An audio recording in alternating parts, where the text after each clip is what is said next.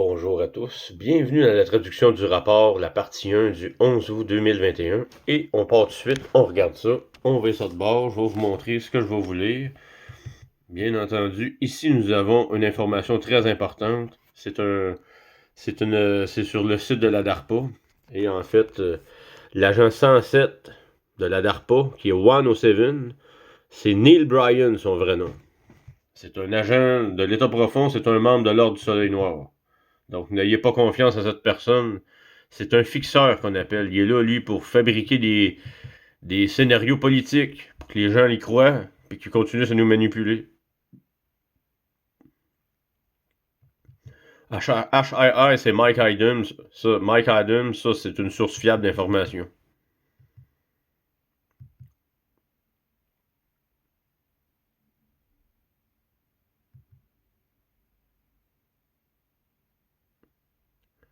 Et voilà, parfait. On remonte en haut et on décolle. On revient ça de bord. Parfait. Bon. Pièce d'ARPA, symbole de reconnaissance spéciale. Qui a reçu la pièce numéro 107? 107. Ça sonne comme 107. 107. Bien oui. Je tiens à préciser que ce rapport est de Kim Gogan et date du 11 août 2021. Bon, on décolle. Et là, on revient un peu en arrière, car c'est au moment où il y avait les mandats de vaccination. Donc, on va voir ce qu'on va découvrir comme vérité. Je tiens à préciser que les médias mainstream, les médias alternatifs ne sont pas tous crédibles et sont en grande partie contrôlés par l'État profond. Il y a un contexte à cette récente action du procureur général du Texas. Kim a déclaré qu'elle entretenait depuis de nombreuses années des contacts directs avec des membres du comité consultatif au sein et au-dessus des gouvernements. Ce sont des personnes intègres qui ont été écartées du système par les membres de l'État profond. Ces contacts sont particulièrement inquiets pour le personnel militaire, car des milliers de personnes exaspérées quittent leur emploi en raison de l'obligation vaccinale. De plus, des avions commerciaux atterrissent de travers. Certaines compagnies aériennes empêchent les pilotes de reprendre le travail en raison de caillots sanguins en vol. Et des pilotes sont décédés en vol. Ce groupe semble se préoccuper des mêmes choses que tout être humain sain d'esprit. Récemment, il comptait poursuivre l'administration Biden au sujet de la vaccination obligatoire pour tous. Mais Kim leur a demandé pourquoi faire cela. Il suffit d'appeler les archives nationales et de leur demander la preuve que les décrets, lois ou arrêtés présidentiels de l'administration Biden ont été enregistrés, car rien n'est ratifié. Par conséquent, rien de ce que prétend cette administration fictive n'est réel. Ils ont vendu ce mensonge à de nombreuses entreprises en leur faisant miroiter des milliards de dollars provenant du projet de loi sur les infrastructures, qui ne ferait qu'enrichir ces mêmes entreprises. C'est pourquoi ils soutiennent tous activement l'obligation vaccinale. Ils ont donc suivi le conseil de Kim et contacté les archives nationales, qui ont confirmé ces dires. Aucune de ces inepties débitées par l'administration Biden n'est ratifiée.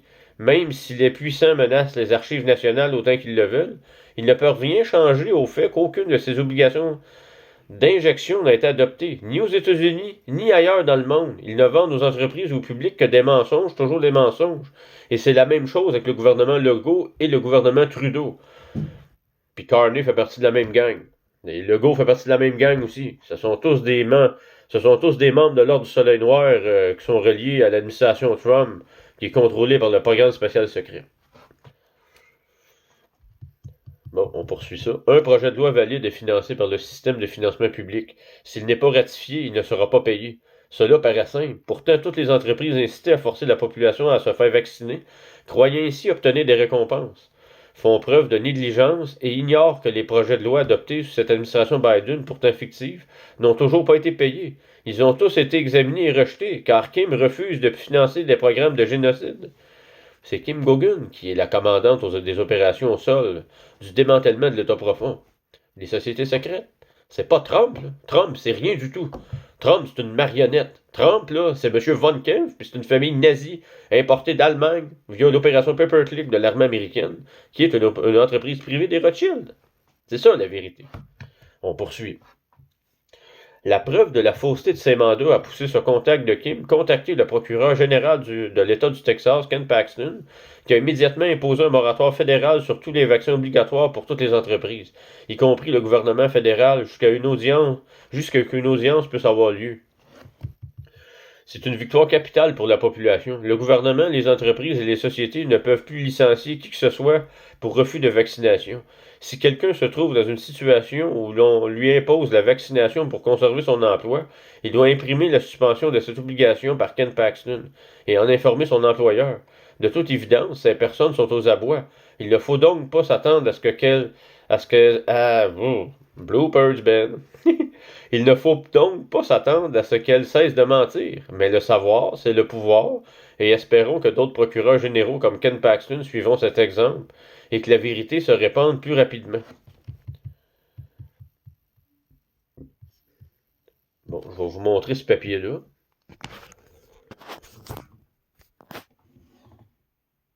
Ça, c'est le papier original de Ken Paxton. C'est pas un faux, là. C'est une copie dans le lien, mais c'est le vrai papier, là. Puis je vais passer tout de suite à l'autre papier qui suivait.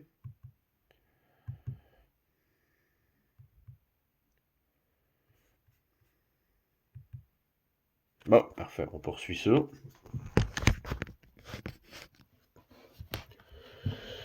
Entre-temps, Kim et son équipe suivront de très près les audiences d'urgence et les autres propositions. Tank et le département des services gouvernementaux du peuple ont informé de nombreuses entreprises à travers le monde que le Consortium mondial pour la santé et le bien-être a ratifié une ordonnance déclarant les vaccins comme déchets médicaux à risque biologique et une fois injectés comme armes biologiques.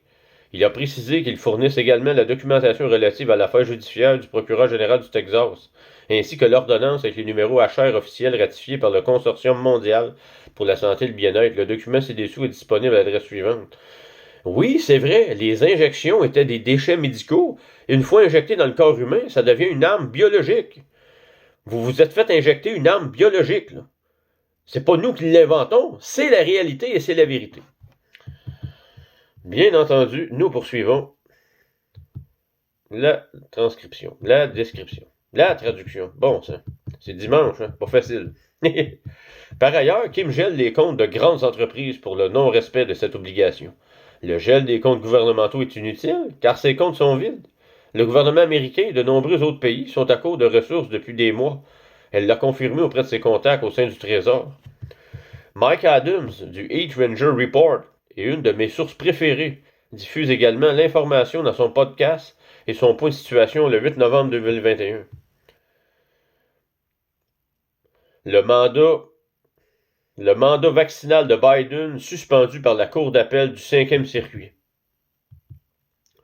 Bien que je me réjouisse de voir des mesures prises, je suis profondément triste et déçu que les gens aient besoin d'une autorité extérieure pour se défendre, car ils se sentent impuissants à prendre des décisions éclairées face à une chose aussi extrême et aussi odieuse que cette arme biologique.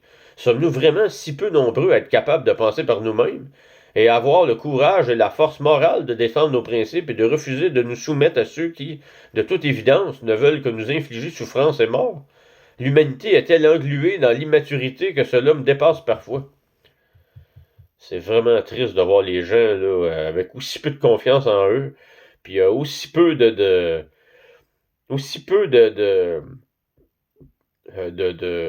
colère et de désir de connaître la vérité. Bref, on continue. Les psychopathes doivent vraiment avoir peur de l'humanité. Avant de passer aux informations suivantes, Kim a souligné... Bloopers! Kim a souligné que les méthodes employées par ces psychopathes pour contrôler l'humanité, y compris le recours à l'aide des extraterrestres négatifs, ne peuvent signifier qu'une chose. Ils nous craignent. C'est une autre raison de ma profonde tristesse. Si seulement l'humanité était consciente d'avoir été déconnectée et de n'avoir fonctionné qu'à partir de nos premiers chakras pendant des millénaires, imaginez-vous pleinement connecté avec tous vos moteurs en marche au lieu du strict minimum. Ces psychopathes peuvent certainement l'imaginer, et c'est pourquoi ils sont si terrifiés. Le cycle de l'ascension est censé être notre moment pour récupérer ce qu'ils nous ont volé. Les forces du bien sont de notre côté. Kim Gogan, c'est les forces du bien. L'administration Trump, le mouvement MAGA, c'est les forces du mal, c'est le bas astral, c'est l'obscurité.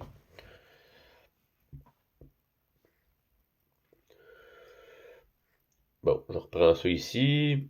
Le cycle de l'ascension est censé être notre moment pour récupérer ce qu'ils nous ont volé. Les forces du bien sont de notre côté, et pourtant tant de personnes l'ignorent et se laissent égarer sur la fausse voie de l'ascension pavée de peur, d'apathie, d'ignorance volontaire. Je crois Je crois que je me laisse emporter par mes émotions aujourd'hui. Pour en revenir au sujet, je suis vraiment reconnaissante à Kim d'avoir soulevé ce point important, car si je pense souvent et j'aspire à retrouver ma véritable nature, je m'interroge aussi sur ces psychopathes et je m'imagine ce qui serait différent s'ils contacteraient. Oh, on reprend ça. Je m'interroge aussi sur ces psychopathes et j'imagine ce qui serait différent s'ils consacraient du temps à des efforts à se réparer eux-mêmes au lieu d'être complètement obsédés par nous. Mais ils sont obsédés à 100%. Ils doivent continuer à œuvrer jour et nuit pour handicaper et détruire nos capacités humaines, innées afin de se sentir importants et puissants. Ça doit être épuisant. Ne sont-ils pas fatigués de devoir constamment tout orchestrer pour contrôler les humains? J'imagine que non. Eux aussi semblent répéter les mêmes erreurs sans jamais rien apprendre de nouveau. Le fait que les sbires de l'État profond attendent encore une fois les paiements promis en est la preuve. On leur avait annoncé le 3 novembre 2021 comme une nouvelle date. Et cette date est passée. La date a ensuite été modifiée pour le 8 novembre, date de cet appel d'Intel. Mais cela s'avéra une fois de plus inutile pour eux. D'autres rumeurs circulent selon lesquelles les gentils s'apprêteraient à passer à l'action. Une autre rumeur circulait sur Internet selon laquelle le 3 novembre serait le jour où les gentils commenceraient à renverser l'État profond. Bien sûr, rien ne s'est produit. Si ce n'est que Trump a tenu un meeting et proclamé qu'il ne se présenterait pas en 2024 avant la fin des élections de mi-mandat. En clair, il continue de soutirer de l'argent aux gens et ne vivra probablement jamais assez longtemps pour briguer la présidence. Ou le pays autrefois connu sous le nom d'États-Unis d'Amérique pourrait bien avoir disparu d'ici là. En résumé, il n'y a pas de candidature, pas de campagne en cours. Kim a donc insisté sur le fait qu'il faut s'en souvenir avant de faire un don milliardaire. De nombreuses menaces en l'air circulent également à l'encontre de la famille Trump, l'accusant de ne pas avoir été à la hauteur. De toute évidence, cela signifiait que les offres de contrats faites à ces créatures du marécage étaient minimales et les promesses de paiement dérisoires, pas très alléchants. Visiblement, tandis que les esclaves de l'État profond sont de plus en plus désespérés et que les montants proposés pour ces contrats diminuent, pour les contrats diminuent. Cela ne fait que confirmer que leurs maîtres deviennent eux aussi de plus en plus avares. Par le passé, par exemple, des contrats ont permis de verser des millions de dollars pour l'élimination définitive de chefs d'État, comme Kadhafi et un membre de la famille royale saoudienne, pour ne citer que quelques exemples. Mais selon Kim, les contrats au rabais que la famille Trump propose à ses subalternes sont loin d'être aussi lucratifs qu'auparavant. Quel dommage. Les contrats d'assassinat ne rapportent plus autant qu'avant. Je tiens à préciser que M. Trump, là, c'est M. Von Kempf. Puis l'acteur qu'on voit jouer son rôle, c'est un acteur de la CIA, c'est un membre de l'Ordre du Soleil Noir.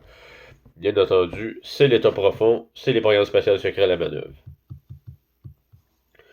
Frappe de drone dans la zone verte irakienne. Une frappe de drone a eu lieu depuis le mois dans la zone verte en Irak. Cette zone ultra sécurisée, située au cœur de la capitale irakienne, a servi de quartier général aux différents régimes irakiens. La résidence du premier ministre s'y trouve. L'une des 3 attaques de drone a été signalée, mais le premier ministre n'a pas été touché. Kim a découvert un programme informatique de détection appelé System CRAM, C-R-A-M, censé détecter et protéger les personnes et les biens et autour de la zone verte. Ce programme est en réalité géré depuis l'ambassade des États-Unis située dans la zone verte irakienne. Il se trouve que le système était désactivé au moment de la frappe et de l'approche des drones. Tiens, qu'est-ce que cela révèle sur les personnes qui mènent ces opérations? J'ai cherché des opérations sur le système CRAM, mais je n'ai rien trouvé de concluant, hormis ce titre paru l'année dernière. Bien que je ne sois pas certain que CRAM soit lié au système CRAM dont parlait Kim, il a été mentionné, il s'agit d'un système américain, un système de contrôle de contre-rocket, d'artillerie de mortier. Il semblerait donc que les États-Unis aient orchestré une action contre eux-mêmes à Bagdad l'année dernière, action qu'ils pourraient imputer à quelqu'un d'autre, histoire de semer le trouble. Je ne suis pas surpris de rien maintenant, et je comprends que dans cette simulation, tout est orchestré par des personnes à l'envers. Excusez-moi. Bon, on poursuit ça. Le Mullah Noir. Kim a mentionné un nouveau groupe, les Black Mullahs, dont elle n'avait pas encore parlé. Le Black Mullah est le titre officiel du chef d'une autre bande de criminels travaillant avec le Soleil Noir et l'IRA. Elle a croisé l'ancien Black Mullah il y a quelque temps, et il semblerait qu'il ait été remplacé depuis. Je n'ai rien trouvé sur Internet concernant ce groupe. Je ne suis même pas sûr de l'orthographe. Elle a seulement précisé que le pays d'origine des Black Mullahs et de leurs acolytes importe peu, du moment qu'ils sont prêts à collaborer avec le Soleil Noir et l'IRA pour semer le chaos. Il semblerait que ce soit un groupe à l'origine de Boko Haram et l'incident en Somalie impliquant des bombes sales et des déversements d'uranium. Je pense qu'elle voulait nous faire comprendre que ce groupe terroriste a été déployé lors de la récente frappe de drone dans la zone verte, mais ce n'est qu'une supposition, elle ne l'a pas dit explicitement. 107 ou 107, pièce de la DARPA, symbole de reconnaissance spéciale. Enfin, il est temps de partager les infos que Kim nous a fournies sur ce bavard de 107, que j'ai trouvé plutôt intéressante. Donc la DARPA est en fait une façade pour le programme spatial secret, qui est maintenant simplement le programme spatial. Par exemple, la DARPA gère le HARP pour le compte du SSP, programme spatial secret. Apparemment, il existe un truc appelé le Club des pièces de la DARPA. Les pièces de la DARPA sont décernées par le directeur de la DARPA à des personnes, disons des membres de l'équipe, pour avoir fait quelque chose d'exceptionnel pour la DARPA. Au fait, c'est quoi ce truc à l'allure politique? Non. Au fait, c'est quoi ce truc à l'allure phallique à droite de la grande entrée en scène de One? Bref, je m'égare. Bon, je vais vous montrer c'est quoi là, qu'il veut dire là.